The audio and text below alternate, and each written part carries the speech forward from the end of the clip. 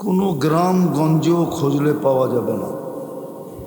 আমার কথায় কিন্তু সুর হবে না, এই জন্য মনোযোগ দিতে হবে, তাইলে বুঝে আসবে। একটু পিছের থেকে নিয়ে যেতে চাইতেছি, চিন্তা করা উচিত আমাদের।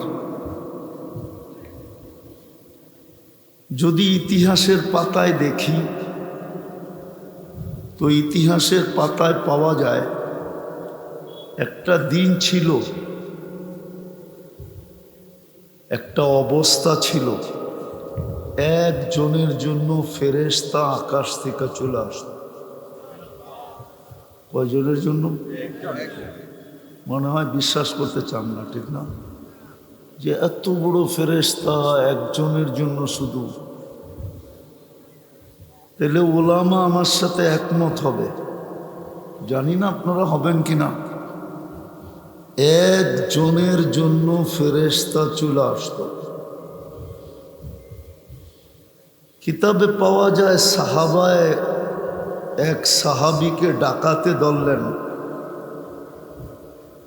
ছলে হোক কলে হোক কৌশলে হোক ওনাকে ডাকাতে ধরলেন। বললেন তোমার মাল নিব। বললেন নিয়ে যাও। বলল শুধু মাল নিব না, সাথে সাথে তোমার জানটাও নিব। কিন্তু তখন সাহাবী রসুল বলতেছিলেন যে ঠিক আছে, যখন জানও নিবে মালও নিবে, সর্বশেষ আমাকে জীবনের শেষ আমলটা 2 রাকাত নামাজ পড়তে দাও। আপনারা অনেকবার হয়তো শুনছেন, আবারও আমি পিছের থেকে একটু বুঝানোর জন্য নিয়ে যেতেছি। 2 রাকাত নামাজ পড়তে দাও। তো ডাকাত বলল যে পড়ো, কিন্তু শোনো এই লাশগুলা দেখতেছো, এরাও তোমার মতো 2 রাকাত পড়ছিল, কিন্তু কোনো কাজে দেয় না। কিন্তু যখন 2 রাকাত পড়ার পরে ভয়ে ভয়ে যখন ডান দিকে সালাম ফিরাইতেছিলেন, তো ফিরাইতে দেরি ডান দিকে সুদর্শন যুবককে দাঁড়ায় থাকতে দেখতে দেরি করেন নাই। শুধু সুদর্শন যুবক না, যার চেহারার থেকে চাঁদের আলোর চেয়েও বেশি নূর ছিটকায় পড়তেছিল।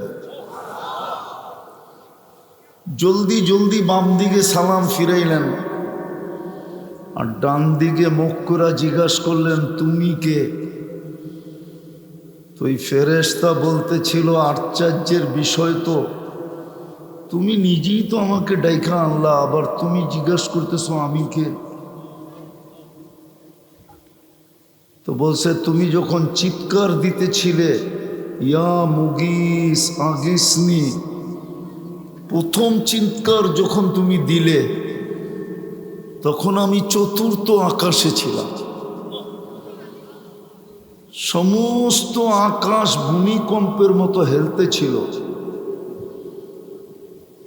ফেরেশতা সব দাঁড়ায় গেছে আর বলতেছিল আল্লাহ, কোনো বিপদগামীর আর্তনাদ হবে, হুকুম দিলে আমরা সবাই ঝাঁপায় পড়তে পারি, কিন্তু সিলেকশনে আমি আসছিলাম।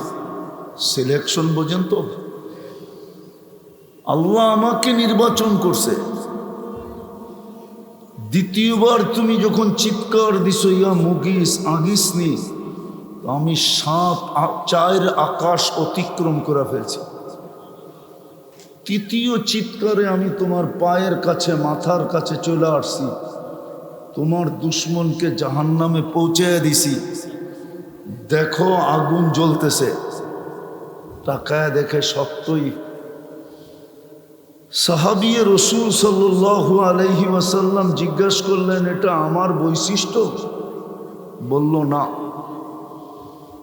তোমার মতো নামাজ কিয়ামতের সকাল পর্যন্ত যে উপহার দিবে, আমি তার জন্য কিয়ামতের সকাল পর্যন্ত জীবিত থাকব।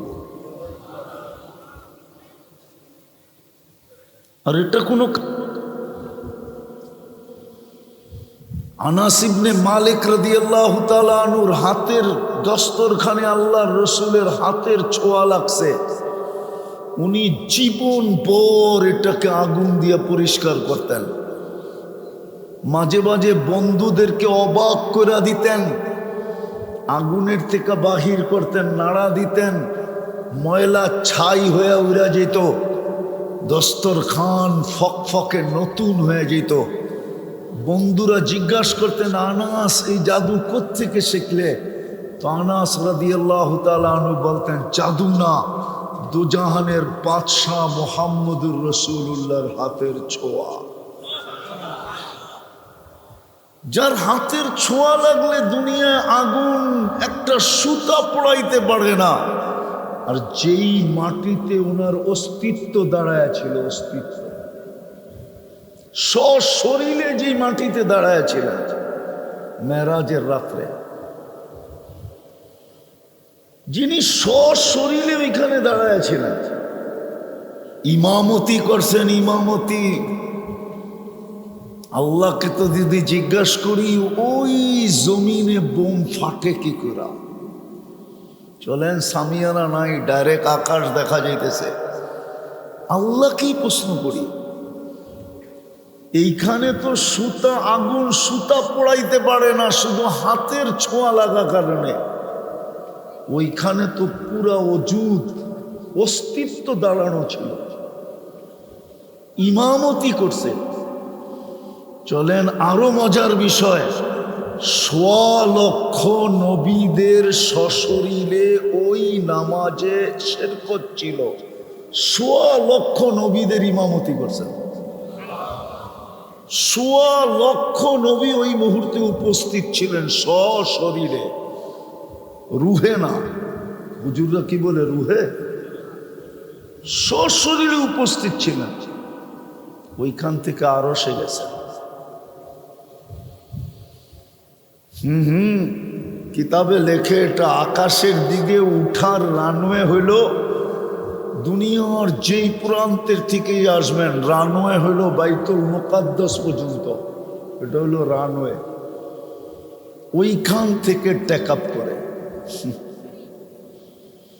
আকাশে যাওয়ার টেক আপ রোড হলো বাইতুল মুকাদ্দাস থেকে।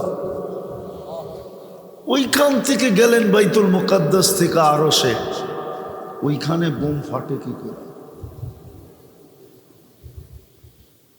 কি করে বোম ফাট? গাড়ির পার্টস হলো সোনার, ব্রুনাইয়ের বাদশাহ। মুসলমানের চেয়ে বড় টাকা তো আল্লাহ কাউকে দেন নাই। এইখানে হবে এই এলাকা প্রবাসী এলাকা হিসাবে, কুয়েতের টাকার চেয়ে বড় টাকা তো দুনিয়ার কারো নাই।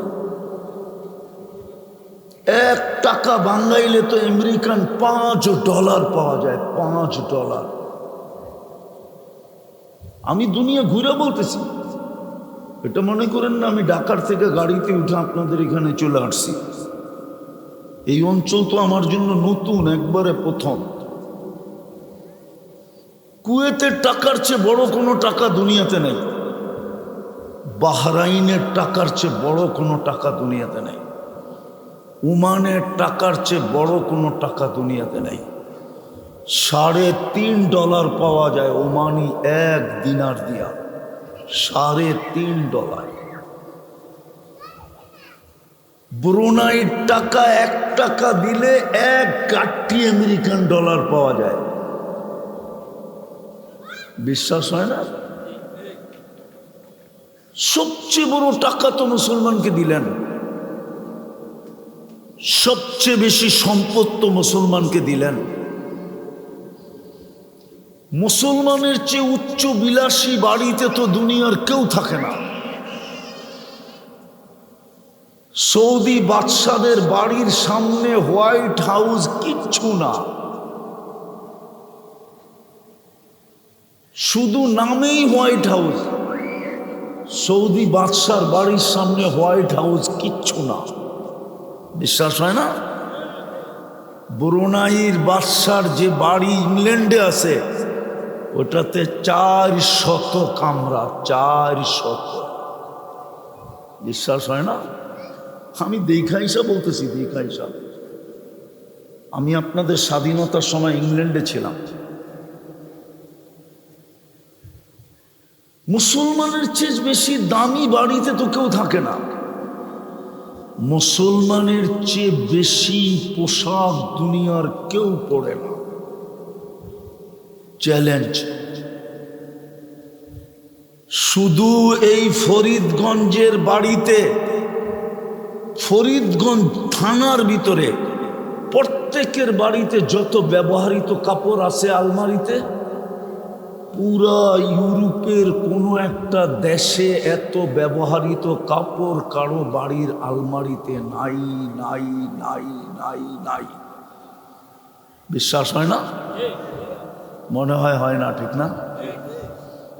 যদি ব্যবহৃত কাপড় বাড়ির আলমারিতে থাকতো তো আমাদের ঢাকা শহরে যেরকম গলি গলি ডাস্টবিন রাখা আছে ময়লা নিক্ষেপ করার জন্য, তাইলে ইউরোপের প্রত্যেক রাস্তায় রাস্তায়, আমেরিকা, কানাডা, অস্ট্রেলিয়া, প্রত্যেক রাস্তায় রাস্তায় একটু পরের পর পর ব্যবহৃত কাপড় ড্রপ করার জন্য বক্স রাখা থাকতো। না না না না, মনে হয় উনি বিশ্বাস করতে চায় না। এত ব্যবহৃত কাপড় তো ওদের কাছে নাই। মুসলমানের চেয়ে তো বেশি ব্যবহার কেউ করে না কাপড় চোপড়। বিকেনিতে কাপড়ই লাগে কতটুকু, ঠিক না? আপনি বুঝবেন না, বুঝার যারা ওরা বুঝছে। যুবকরা বুঝছে বিকেনি কতই বড় আর কতটুক কাপড় লাগে, ঠিক না? কাপড় চোপড় তো মুসলমান পরে। সবচেয়ে ব্র্যান্ডের জিনিস মুসলমান ব্যবহার করে। মুসলমানের চেয়ে ব্র্যান্ড কেউ বেশি ব্যবহার করে না। আমি আপনাদের উপরে ছাড়তেছি, নাইলে আমি এখানে শুনায় দিতে পারি। নেটে সার্চ দিলে এখনো পাবেন। আপনি সার্চ দেন নেটে, বিল গেটসের একটা প্যান্ট আর শার্টের দাম কত, সবচেয়ে কত দামি শার্ট সে পরে, নেটে এখন সার্চ দেন, সবচেয়ে কত দামি শার্ট সে পরে। চ্যালেঞ্জ আপনার সাথে $300 উপরে দেখাইতে পারবেন না। কিন্তু আমার দেশে সামান্য একজন সরকারি কর্মচারী, আমার দেশে নেটে পাবেন আপনি শুধু একটা গেঞ্জির দাম 80,000 টাকা। নেটে পাবেন আপনি, সার্চ দেন, বিশ্বাস মনে হয় না। একটা টি শার্ট 1.5 লাখ 2 লাখ টাকা। একটা জুতা বলে পড়ে, আরে আমাদের যুবকরাই তো পড়ে। ওদের ব্র্যান্ডের জুতা কত জিজ্ঞেস করেন? পায়ে দেয় না মাথায় দেয়? হ্যাঁ, বাংলাদেশে একজনে বলে 20 লাখ টাকার জুতা পরে, ও কি পায়ে দেয় না মাথায় দিয়ে হাঁটে? 20 লাখ টাকার জুতা পায়ে। যুবক, তোমাদের বিবেকের পর্দা খোলার জন্য আমি বলতেছি, দরকার ছিল না। তুমি রাডুতে যাও, রাডু গরি ওয়েবসাইটে যায় বলো রাডু সবচেয়ে বেশি কিনে কারা। ওয়েবসাইট তোমাকে এখন অ্যান্সার দিবে সবচেয়ে বেশি মুসলমান কিনে। আমাদের দেশে ছোট ছোট সরকারি না, জনগণের প্রতিনিধি আছে যাদের হাতে 22 লাখ টাকার রাডু। রাগ হয় না, পায়ে হাত রাখি। 22 লাখ টাকায় কত ডলার হয়? 15 লাখ টাকার রাডু। যাও দামি ব্র্যান্ডের জিনিস কারা কিনে? KFC সবচেয়ে বেশি খায় কারা? যাও যাও দেখো ম্যাকডোনাল্ড সবচেয়ে বেশি খায় কারা? মুসলমানের চেয়ে বেশি ব্র্যান্ডের জিনিস কেউ ব্যবহার করে না। আমাকে বুঝাইতে হবে না, আমি 103টা দেশ এই 2 চোখে দেখছি, 2 চোখে। শুধু উন্নত দুনিয়া আমার নিউজিল্যান্ড বাকি আছে, আর কোনো দেশ বাকি নেই। আর নিউজিল্যান্ডে যাওয়ার প্রয়োজনও মনে করি না, কেননা ইংল্যান্ড, কানাডা, অস্ট্রেলিয়া দেখার পরে আর নিউজিল্যান্ড দেখার দরকার হয় না। কেননা এই 4 দেশের রানী একজনই, রানী এলিজাবেথ। এই 4 দেশের রানী ছিল, কানাডা, ইংল্যান্ড, অস্ট্রেলিয়া, নিউজিল্যান্ড। আর 4টা বানানো হয়েছে এক ডিজাইনে। এই ডিজাইনের ভিতরে কোনো সুতা পরিমাণও চেঞ্জ নাই, না রোড, না গার্ড, না বিল্ডিং, না শিল্ডিং, কোনো চেঞ্জিং নেই। কেন 4 দেশের রানী একজন, ব্রিটিশের রানী 4 দেশের রানী। আমি তোমাদেরকে একটা জায়গায় নিয়ে যেতে চাইতেছি।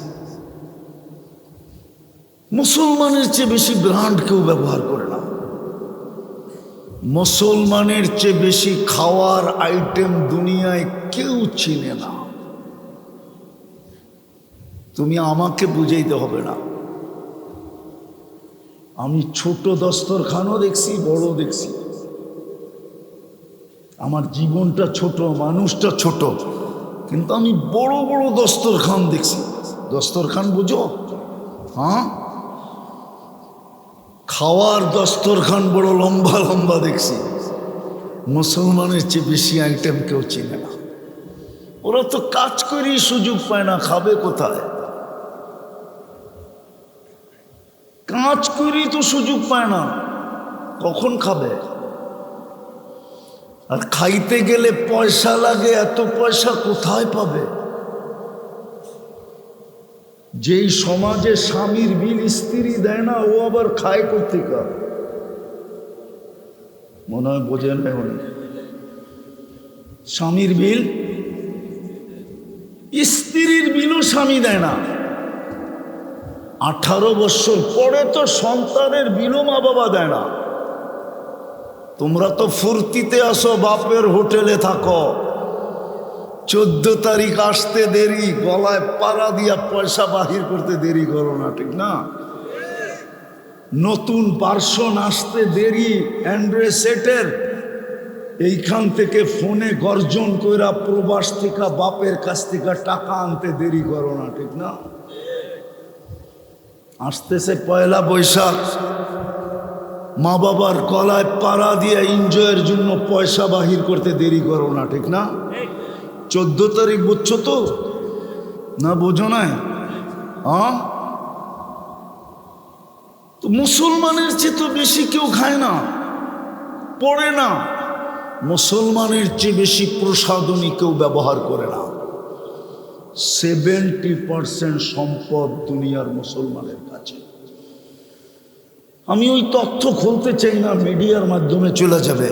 আমি চিনি এক এক ফ্যামিলির জন্য এক একটা ফ্যাক্টরি, ওদের জুতার জন্য একটা ফ্যাক্টরি, রুমাল বানানোর জন্য একটা ফ্যাক্টরি, এমনকি কাপড় ধোয়ার জন্য একটা ফ্যাক্টরি। ওইখানে অদ্বিতীয় কারো কাপড় ধুতে পারবে না। আমি ওই ড্রাই ক্লিনার চিনি ইংল্যান্ডের, যেইখানে এক ফ্যামিলির কাপড় ধোয়া হয়, সকালে ফ্লাইটে যায়, বিকালের ফ্লাইটে আবার ফিরে আসে। মুসলমান তারপরে তো নির্যাতিত কেন, নিষ্পেষিত কেন? কেন আজও আমরা ওদের চোখে উঠতে পারলাম না? আজও কেন আমরা ওদের কাছে যুবক বিবেকের পর্দা খুইলা? শোনো, তুমি ওদের স্টাইলে চুল কাটা, আজও তুমি ওদের চোখে ওদের কাছে ভালো হইতে পারলে না কেন? তুমি তো ওদের স্টাইলে চুল কাটো। এই বাজারেও তো এই চাঁদ রাত্রে, ঈদের রাত্রে 400 টাকার নিচে চুল কাটা হয় না যুবকদের। কমসে কম 400 টাকা দিয়ে চুল কাটছে। তুমি তো ডিজাইন নাও নেটের থেকে, 1000 টাকা পর্যন্ত আছে। ঢাকা শহরে 2500 পর্যন্ত আছে চুলের স্টাইল। আমরা চিনি, আমি তো ঢাকায় থাকি। বলো, ওদের স্টাইলে চুল কাটার পরেও তুমি কেন ওদের চোখে নির্যাতিত? তুমি কেন ওদের থেকে নির্যাতিত? ওদের কাছ থেকে কেন তুমি নির্যাতিত? তুমি কেন নিষ্পেষিত?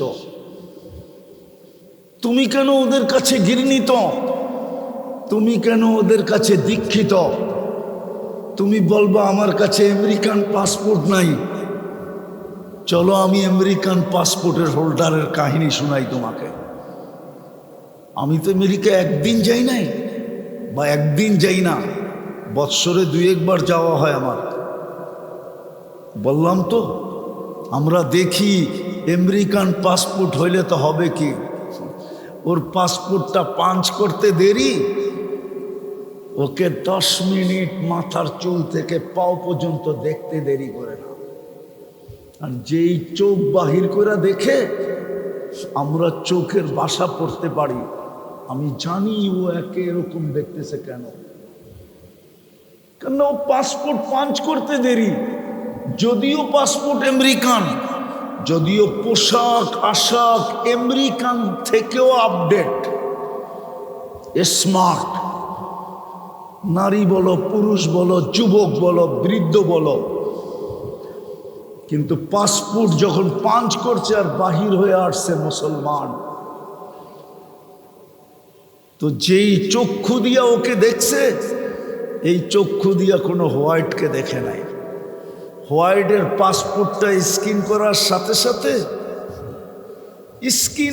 সাথে সাথে যখন স্ক্রিনে বাইসা উঠছে এটা হোয়াইট, তো ওর দিকেও তাকায় নাই, পাসপোর্টটা দিয়া বলছে, sir you are go, sir আপনি যান। আমি নাম বলবো না, বাংলাদেশের অনেকের নাম আমি বলতে পারি যাদের সাথে আমার একই ফ্লাইটে সফর হয়েছে। আমি 2-4 জন বাংলাদেশের এরকম ব্যক্তিত্ব চিনি যাদেরকে 6 ঘন্টা এয়ারপোর্টে বসায় রাখছে, 6 ঘন্টা। নাম বলবো না, মরণের আগ পর্যন্ত বলবো না, কিন্তু আমি চিনি ওকে 6 ঘন্টা বসায় রাখছে। কিন্তু ওর সাফারি, ওর টাই, ওর সাজ, ওর গোজ, ওর সাথে যারা ছিল মেয়েরা, ওরা তো আমেরিকানদেরকে ফেল করে দিছে। আধুনিকতার ছাপ এতটুকু লাগাইছে, তারপরও তো 6 ঘন্টা বসায় রাখছে। কেন? আমি আসল কথায় চলে আসছি, আর লম্বা করতে চাইতেছি না। একটা কথা মনে রাখি, বড় ধ্যান দিয়া শুনি, ধ্যান দিয়া, যাকে আল্লাহ নিজের ইচ্ছায় মুসলমানের ঘরে জন্ম দিছে, নিজের ইচ্ছায়, আমরা সিলেক্টেড, আমরা ইলেকশনে আসি নাই, সিলেকশনে আসি। আর আমাদের সিলেকশন কোনো নির্বাচন কমিশনের পক্ষ থেকে না, কোনো জাতি বা মানুষের পক্ষ থেকে না, স্বয়ং মুসলমানের ঘরে আল্লাহ আমাদেরকে সিলেকশন করছেন। কে কে? আরে জোরে বলেন। আল্লাহ আমাদেরকে সিলেকশন করছেন মুসলমানের ঘরে। দ্বিতীয়, আমরা মুসলমানের ঘরে পা রাখতে দেরি, আমাদের কানে আজান আর একামতের ধ্বনি দিতে দেরি হয় নাই। তৃতীয়, যাদেরকে আল্লাহ কুদরতি হাতে বাছাই করা, কোরআন বলে হুয়াজতাবাকুম, কুদরতি হাতে বাছাই করা, প্রথম স্টার লাগাইছেন কুদরতি হাতে বাছাই করা যাদেরকে, এটা প্রথম স্টার। তারপরেও 3টা স্টার আমাদের উপরে লাগাইছেন। প্রথম স্টার, মেজর জেনারেলের এখানে 4টা স্টার থাকে। প্রথম স্টার পাইলেই বোঝা যায় ধারাবাহিকভাবে চতুর্থটাও পাইতে পারে যদি বয়স থাকে, আর যদি যোগ্যতা সঙ্গ দেয় তাইলে বাকি আরো 3টা লাগতে পারে। প্রথম স্টার আল্লাহ আমাদের কাঁধে লাগাইছেন, হুয়াজতাবাকুম, আমি তোমাদেরকে বাছাই করে উম্মতে মুহাম্মদী বানাইছি। কি কি উম্মতে মুহাম্মদী তো বানান নাই, আমাদের ভাগ্য খুলে দিছিল। হায় হায় হায় হায় হায় হায়, আমার যুবক তো এটা শিখে না যে উম্মতে মুহাম্মদীর ভাগ্য কত বড়।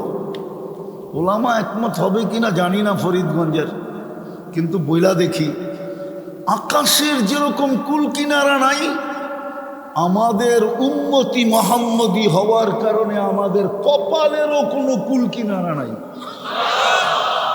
আমাদের কপালের যদি কুল কিনারা থাকতো, তাইলে মুসা আলাইহিস সালাম যার কিতাবটা আল্লাহ নিজের কুদরতি হাতে লেখছেন, তৌরাত, কাতাবাত তাওরাত বিয়াদি, তাইলে ওই কিতাবটা পড়তে পড়তে একদিন কিতাবটাকে সরায়া দিয়া বলতেন না, কিতাব বলে ফাতারাদাত তাওরাত, সরায়া দিছেন তৌরাত কিতাবকে, সরায়া দিয়া বসে ওয়াজআলনি মিন উম্মতি মুহাম্মদ, কিতাব লাগবে না, উম্মত বানায় দেন।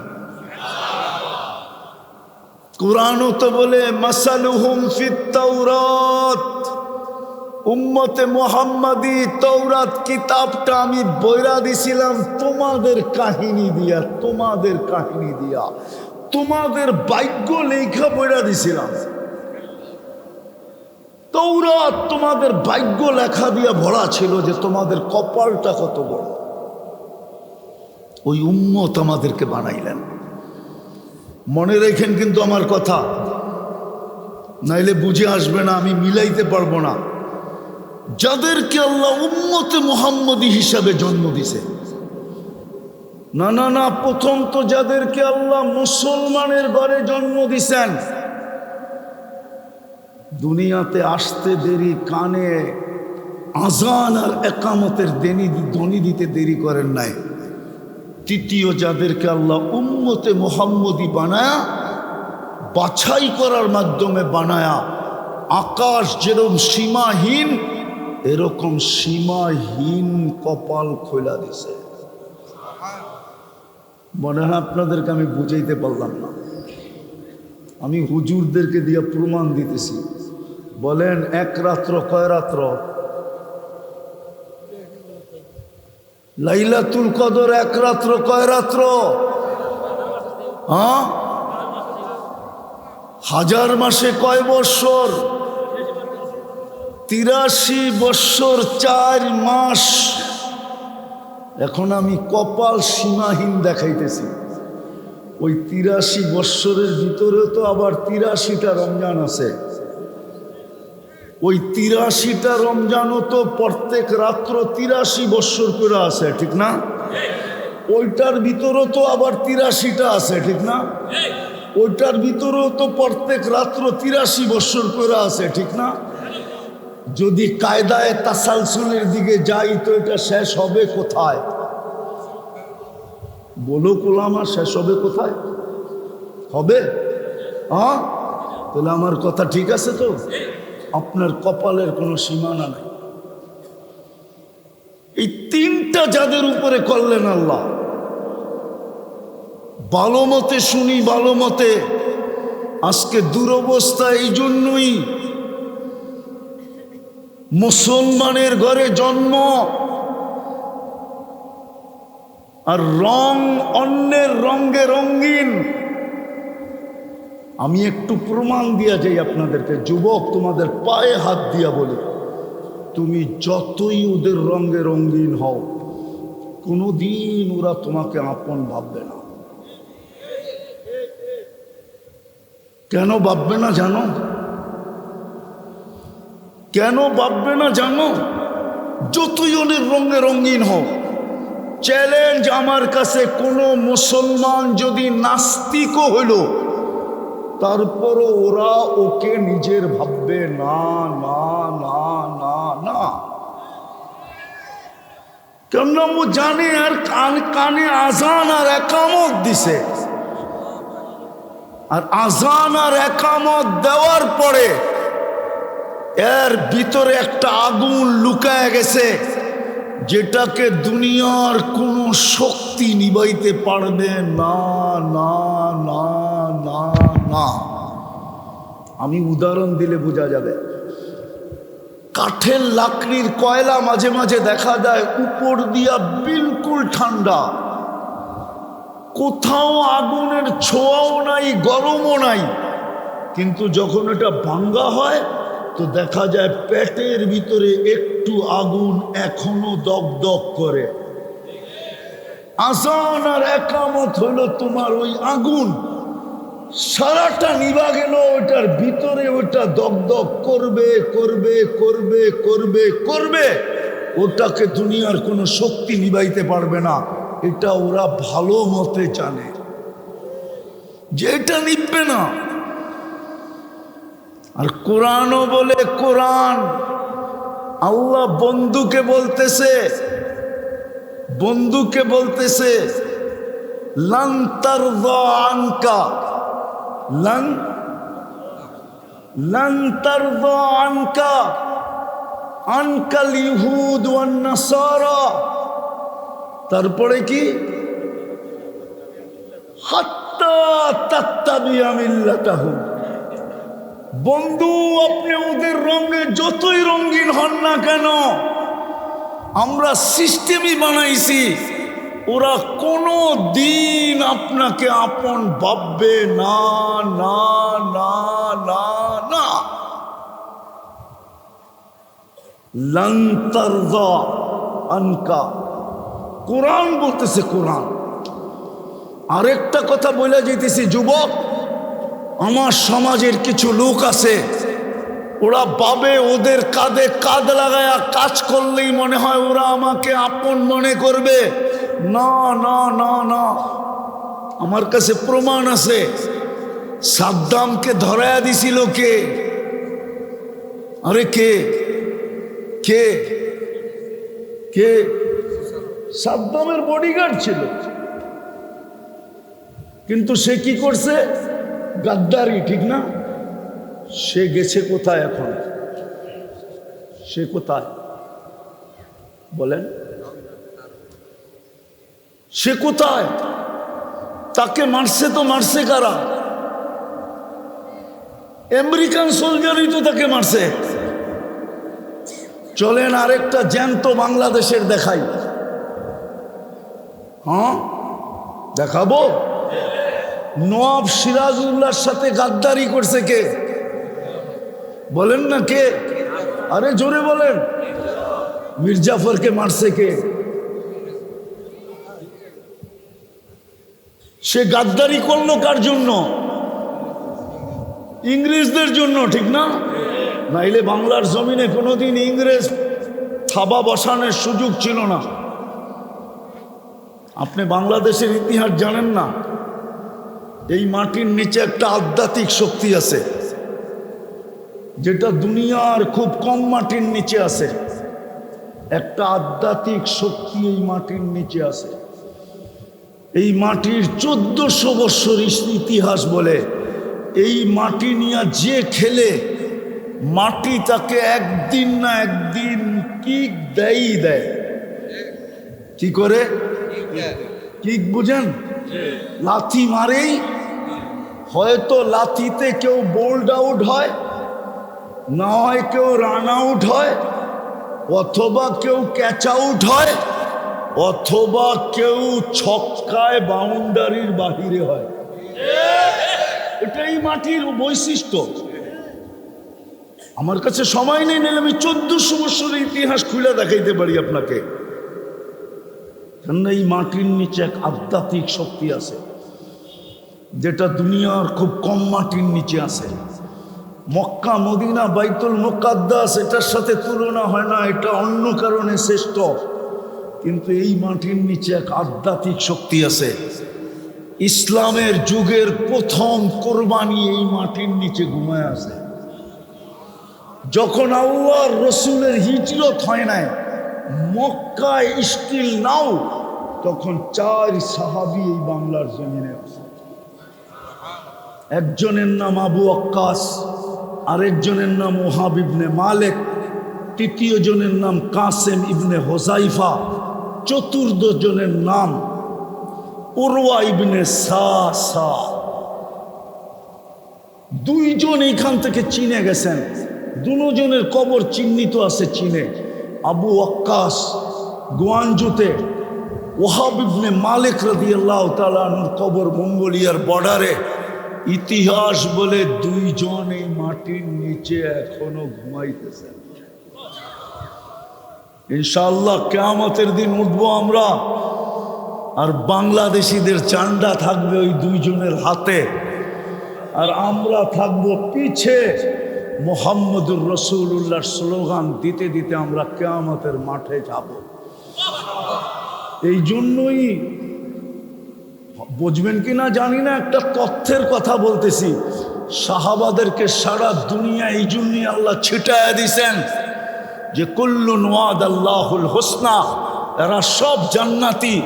সারা দুনিয়ায় ছড়ায়া দিছেন। কিয়ামতের মাঠে যেরকম সম্মেলনে বিভিন্ন দিক থেকে নেতারা আগে মিছিল নিয়ে আসতে থাকে, কিয়ামতের মাঠেও সাহাবায়ে কেরাম দুনিয়ার এক এক প্রান্ত থেকে উম্মতে মুহাম্মদীকে নিয়ে মিছিল নিয়া মুহাম্মদুর রাসূলুল্লাহর ঝান্ডার নিচে জমা হতে থাকবে। নেতাদেরকে যেরকম সামনে দেখলে প্রশাসন জায়গা ছেড়া দেয়, সাহাবাদেরকেও সামনে দেখা কিয়ামতের মাঠের ফেরেশতারা জায়গা ছেড়া দিবে, বলবে সর, মুহাম্মদুর রাসূলুল্লাহর দেওয়ানারা আসতেছে, ছাড় জায়গা, যাইতে দে ওই পর্দার ওই ঝান্ডার নিচে। তো যেটা বুঝাইতেছিলাম, আপনি যতই রঙে রঙেন আর যতই ওদের সাথে হাত মিলান, আমার কথা মনে রাখেন, যাকে আল্লাহ মুসলমানের ঘরে জন্ম দিল, দিতে দেরি, কানে আজান আর একামত দিতে দেরি করলো না। সবচেয়ে বড় যাকে আল্লাহ কুদরতি হাত দিয়া উম্মতে মুহাম্মদী বানাইল, কোনদিন ওদের রঙে রঙিন হয়ে আপন হওয়া যাবে না। আজকে দুরবস্থার কারণ এই জন্যই যে আমরা মুসলমান কিন্তু ইসলামের রং নাই। নইলে এত চিৎকার, এত কান্না, একজনের জন্য ফেরেশতা। আমি যদি এই খোলা আকাশের নিচে আল্লাহকে জিজ্ঞাসা করি, আল্লাহ আমাদের পরে তো কোনো উম্মত নাই, আপনি তো বলতেছেন লিল্লাহি জুনুদুস সামাওয়াতি ওয়াল আরদ, আকাশ জমিনের সমস্ত সৈনিক আমার, সমস্ত প্রাণী আমার সৈনিকের অন্তর্ভুক্ত। আমি যদি আল্লাহকে প্রশ্ন করি আমাদের পরে তো কোনো উম্মত নাই, সৈনিক বসায়া পালতেছেন, লাগাবেন কোন কাজে? আমি যদি আল্লাহকে প্রশ্ন করি, আল্লাহ আমাদের নবীজির পরে তো নবী নাই, বন্ধুর পরে তো আর কাউকে রাখেন নাই, তাইলে এই সৈনিক কোন কাজে লাগাবেন? আল্লাহ তো উল্টো আমাকে প্রশ্ন করে, তুই আমাকে বল, আমি তো নিজ ইচ্ছা ইসলামের রঙে রঙিন করছিলাম। সর্বপ্রথম আজান একামতের মাধ্যমে ওই অগ্নি শিখা ভিতরে প্রজ্বলিত করছিলাম। বলেরা আমার ইসলামের রঙে রঙিন কতটুকু? বলেন আমরা ইসলামের রঙে রঙিন কতটুকু? বলেন যে রসুল 23 বৎসর আমাদের জন্য চোখের পানি বন্ধ করেন নাই, 23 বৎসর। আমার কথা না, জিবরিল মিকাইলের কথা। জিবরিল মিকাইল জিজ্ঞাসা করছে, মা জালা আরাকা তাবকি, মা জালা কন্টিনিউ না, যখনই দেখি চোখে পানি কেন? বলছে উম্মতের জন্য চোখের পানি ঠান্ডা, শুকায় না। যে 23 বৎসর আমাদের জন্য চোখের পানি ঝরাইলেন। দুনিয়ার থেকে যখন বিদায় নিতেছিলেন, সবচেয়ে খুশির বিষয় ছিল, নিজেও বলতেছিলেন আল্লাহুম্মা ইলা রফিকিল আলা, জিবরিলও তালি বাজাইতেছিল আনতা ইলা রফিকিল আলা, নিজেও বলতেছিলেন বন্ধুর কাছে এখন চলে যাব। জিবরিলও হাততালি দিয়া বলতেছিলেন এখনই বন্ধুর কাছে চলে যাবেন। উর্দু জগতে খুশির বন্যা বসতেছে। হাবিব ইয়াসিলুল হাবিব, বন্ধু আজকে চিরদিনের জন্য বন্ধুর কাছে চলে আসবে। কিন্তু দুই চোখ দিয়া তো পানি গড়ায় চল পড়তেছিল। জিবরিল আলাইহিস সালাম জিজ্ঞাসা করছে কাঁদেন কেন? বলছে ফামান লিবাদিলি উম্মতি, আমার পরে আমার উম্মতকে দেখা রাখবে কে? অথচ নয় ঘরে তো ক্ষুধা চলতেছিল। হাসান হোসাইন তো পিপাস ক্ষুধায় কাতরাইতে ছিল। বেশি বড় তো ছিল না হাসান হোসাইন। আল্লাহর রসুল যখন দুনিয়ার থেকে চলে যান, হাসান হোসাইন তো বেশি বড় হয় নাই, বিয়ের বর্ষ তো হয় নাই, বালেগও তো হয় নাই। ক্ষুধার তাড়নায় তো কাতরাইতে ছিল। অথচ ওই হাসান হোসাইন যার জিব্বা চুইতেন আল্লাহর রসুল চকলেট যেরকম চোয় এরকম, যাকে নিজের জিব্বা চোষায়া খিদা নিবারণ করাইলেন,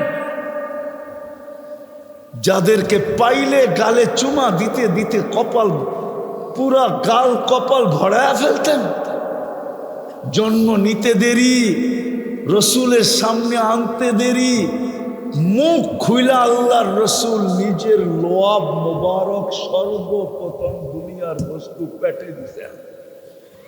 ওই হাসান হোসাইন। চলেন আবার আসি না আসি একটু শুনায়া দিই। আমি আইসা পড়ছি 60 জায়গায়, একটু শুনায়া দিই, একটু শুনাই। হাসান হোসাইন আইসা জিজ্ঞাসা করছে না আপনি উত্তম না আমরা উত্তম? তো সঠিক জবাব দিছিলেন আমি উত্তম। কিন্তু দুই ভাই হাসতেছিলেন, বুঝাইতে চাইতেছিলেন। আল্লাহ রসুল জিজ্ঞাসা করছে হাসো কেন, হাসো কেন, হাসো? বলছে জবাব হয় নাই। বলছে তাইলে উত্তম? বলে আমরা দুই ভাই। বলছে কি কইরা? বলছে আমাদের আম্মাজানকে চিনেন? আম্মাজানকে চিনেন? তা আম্মাজানের পরিচয় দিয়া বলছে উম্মুকা আমামা উম্মি লাইসা বিশাই, আমাদের আম্মাজানের সামনে আপনার আম্মাজান কিছুই না। আমাগো আব্বাজানরে চিনেন? পরিচয় দিয়া বলছে আবুকা আমামা আবিনা লাইসা বিশাই, আমাদের আব্বাজানের সামনে আপনার আব্বা কিছুই না। আমাদের দাদাজানরে চিনেন? আরে আমাদের নানাজানকে চিনেন? নানাজানকে, আমাদের নানাজানের পরিচয় দিয়ে বলতেছে আমাদের নানাজানের সামনে আপনার নানা কিছুই না। আল্লাহর রসুল উঠায়া চুমা দিতে দিতে কাল গোড়া ফেলছেন আর বলছেন মেনা নিলাম, এইভাবে তোমরাই উত্তম। ওই সময়ও তো চোখে পানি, আরো সে যেও তো চোখে পানি ছিল। আপনার জন্য আমার জন্য কান্না ছিল। আপনাকে আমি আরশ বুঝাইতে পারবো না, ওলামা বুঝবে ওইটা কেমন নূরের জগৎ। আপনি এতটুকু শুধু বোঝেন যদি বুঝতে চান। পর্দার ওই পার থেকে মুসা আলাইহিস সালামকে তাজাল্লি দিছিলেন দেখানোর জন্য। 40 দিন বেহুশের মতো ছিল মুসা আলাইহিস সালাম, 40 দিন।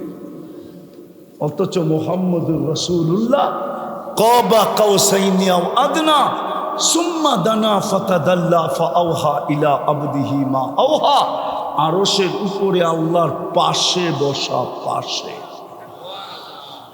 ওই নূরের জগতে হারায় যাওয়ার কথা ছিল, কিন্তু আপনাকে তো বলেন নাই। ওলামা বলুক সালাম তো আল্লাহ বন্ধুকে দিছিলেন, কিন্তু বন্ধু তো চিৎকার দিয়া উঠছেন আমাকে সালাম, গাট্টি পুরা আমাকে দিয়া দিলেন উম্মত। তো বলছে উম্মতের জন্য কি চান? তো চিৎকার দিয়া বইলা উঠছে আলা ইবাদিল্লাহিস সালিহিন, আমি যতটুকু আমাকে দিলেন অতটুকু আমি উম্মতের জন্য নিলাম। বলেন আর আগে যাইতেছি না, হুজুর চলে আসছে।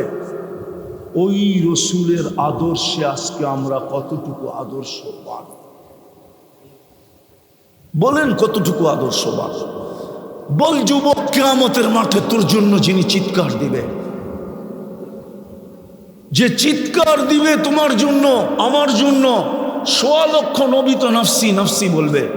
না মার কথা বলবে, না বাবার কথা বলবে, না সন্তানের কথা বলবে, না স্ত্রীর কথা বলবে, ভাই বেরাতর তো বহু দূরের কথা, ১৬ লক্ষ নবী তো নফসি নফসি বলবে, আদম থেকে ঈসা আলাইহিস সালাম পর্যন্ত।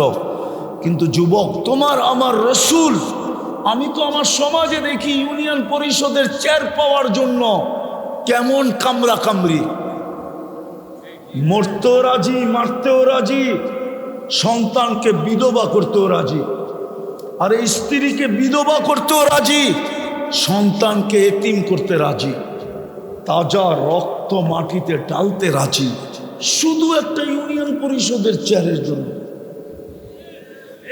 আমরা তো এই সমাজেই থাকি, ঠিক না? না আমরা অন্য সমাজে থাকি? আমরা আমার সমাজের চিত্র তো দেখি সামান্য একটা পদের জন্য কিনা করে।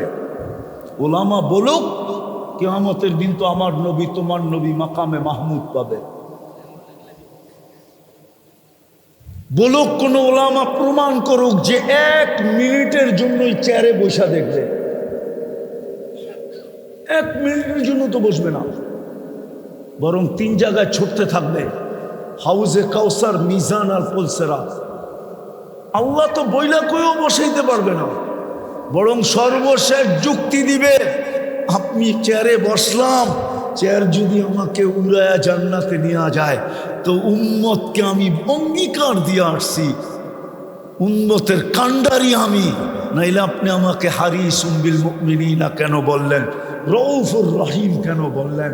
আমি চেয়ারে বসলে যদি আমাকে জান্নাতে পৌঁছায় দিল, উম্মতকে দেখবে তো দেখবে কে? আমি তো দুনিয়ায় থাকতেই বলে আসছিলাম, যখন আপনি সাউফা ইউতিকা রাব্বুকা ফাতারদা বলছেন, আপনি আমাকে রাজি করে ছাড়বেন, আমি তো ওইখানে জিবরিলকে সাক্ষী রেখা আমি বলছিলাম লান আরদা, তাও হাত উঠায়া বলছি লান আরদা হাত্তা ইয়াকুনা ওয়াহিদ উম্মতি ফিন্নার, আমার একজন উম্মত জাহান্নামে থাকা পর্যন্ত আপনার উপর রাজি হব না। বলেন ওই রসুলের আদর্শ কতটুকু? বলেন আজকে আমাদের এই দুরবস্থা হবে না তো কার হবে? আমি তো এই কান্নাই কাঁদতেছি, আমি আপনাদের বিরুদ্ধে না, সবকিছুর পক্ষে আমি, কিন্তু আমার কান্না হইল যে দুনিয়ার মুসলমান সৌদি আরবের মতো জায়গায় কালকে রাত্রে মদিনা মুনাওয়ারা থেকে বেশি দূরে তো ডিজে পার্টি ছিল না, কালকে রাত্রে উলঙ্গ ডিজে পার্টি, গত রাত্রি তো ডিজে পার্টি ছিল, ঈদের রাত্রে কাতারে খোলা আকাশের নিচেই তো উলঙ্গ ডিজে ছিল। উঠান মিডিয়া আমি দেখাই, ও মুসলমান যুবক, ও মুসলমান, না ইসলামের ইজ্জত রাখলাম, না মুহাম্মদুর রাসূলুল্লাহর চোখের পানির ধার দাল্লাম, আপনি সুখে থাকেন কি করে? সব বাদ দিলাম, সব বাদ দিলাম, যে আল্লাহ আরো সে নিয়ে উম্মতকে তোহফা দিলেন, পুরুষ উপটকন দিলেন, 50 ওয়াক্ত নামাজ, কিন্তু নিজেই ভাবলেন 50 ওয়াক্ত পড়লে শ্রম বেশি দিতে হবে, 2 জনের মাধ্যমে কমতে কমতে 5-এ আসলো, শ্রম তো কমায় দিল, কিন্তু শ্রম পারিশ্রমিক তো কমাইলেন না, 50 তো পারিশ্রমিক রেখা দিলেন, শ্রম তো কমায় দিলেন। মুসা আলাইহিস সালাম যখন বললেন 5 ওয়াক্ত পড়বে না, আমি 2 ওয়াক্ত পড়াইতে পারি নাই, আমি বলি, আমি তাখাইয়ুলান বলি, তাখাইয়ুলান, ওলামা মানবে কিনা আমি জানি না, আমার তাখাইয়ুল বলে আল্লাহর রসুলের দিলের ভিতরে মনে হয় আগুন জ্বলতেছিল, যে আমি যদি 5 ওয়াক্ত নিয়ে যাই, একদিকে তো চেহারা লজ্জা, 9 বার গেলাম আবার যাব, লজ্জায় কদম উঠতেছে না, কিন্তু মুসা আলাইহিস সালাম তো অভিজ্ঞতার আলোকে বলতেছে, ওনার কথাও তো সত্য হইতে পারে, 2 ওয়াক্ত পড়াইতে পারে না, আমার উম্মত যদি 5 ওয়াক্ত না পড়লো, আমি কালকে কি চেহারা দেখাবো? এই আগুন মনে হয় জ্বলতেছিল, তখনই মনে হয় আল্লাহ কানে কানে বলে দিছেন যে লয়া যান, আমি ডাইকা ডাইকা পড়ায় নিয়া যান। আমি প্রত্যেককে তার কর্মস্থল থেকে ডাইকা পড়ায় নিব। ঘুমায়া থাকবে রাত্রে ফজরের সময়, তো আমি নিজে ডাইকা উঠাবো, আসসালাতু খায়রুম মিনান নাওম বইলা আমি উঠায়া পড়ায় নিব। বলেন শতকরা কয়জন এই ফরিদগঞ্জে নামাজ পড়ে? উঠা যায় না, কয়জন পড়ে বলেন? কয়জন? আরে বলেন না। নোয়াখালীর টাচেই তো আপনারা আছেন, ঠিক না? ফরিদগঞ্জের পরেই তো লক্ষ্মীপুর, ঠিক না? নাগের দিঘির পর তো বেশি দূরে না, ঠিক না? লুদুও বেশি দূরে না, ঠিক না? দূরে? হ্যাঁ, হাফেজ হুজুরের এলাকার লোক আপনারা, ঠিক না? বলেন ফরিদগঞ্জে কয় পার্সেন্ট নামাজি? কয় পার্সেন্ট? আরে বলেন না, কয় পার্সেন্ট?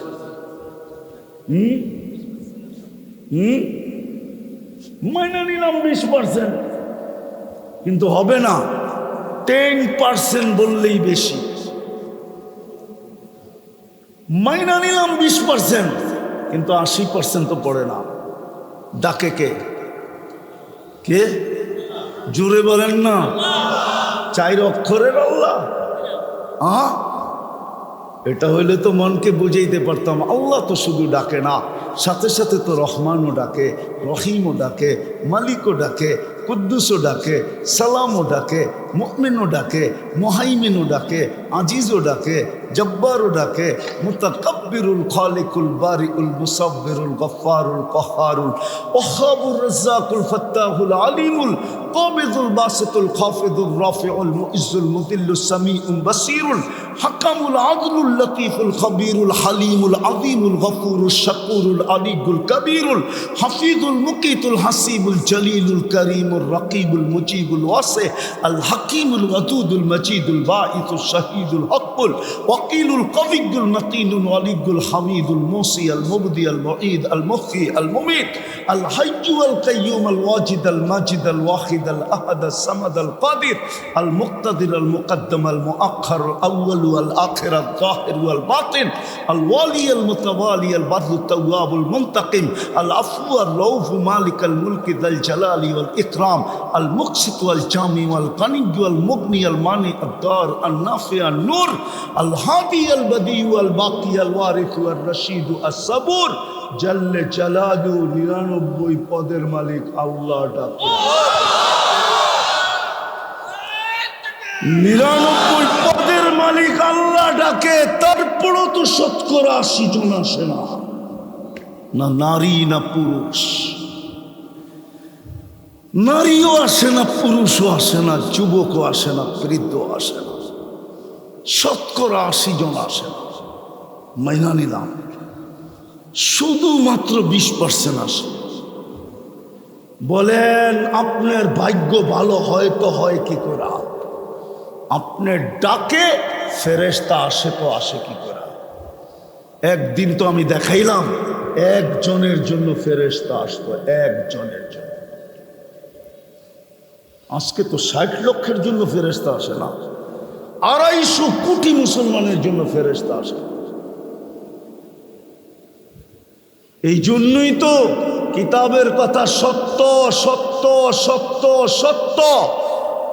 তোদের দিল থেকে আমরা আমাদের ভয় বাহির করে নিব, ওই শূন্য জায়গাটা ওদের ভয়ে আমরা তোদের দিল ওদের ভয় দিয়া ভরা দিব। আজকে ওদের ভয়ে আমাদের, নাইলে 1 ঘন্টার মাসলা, 1 ঘন্টা ইসরায়েল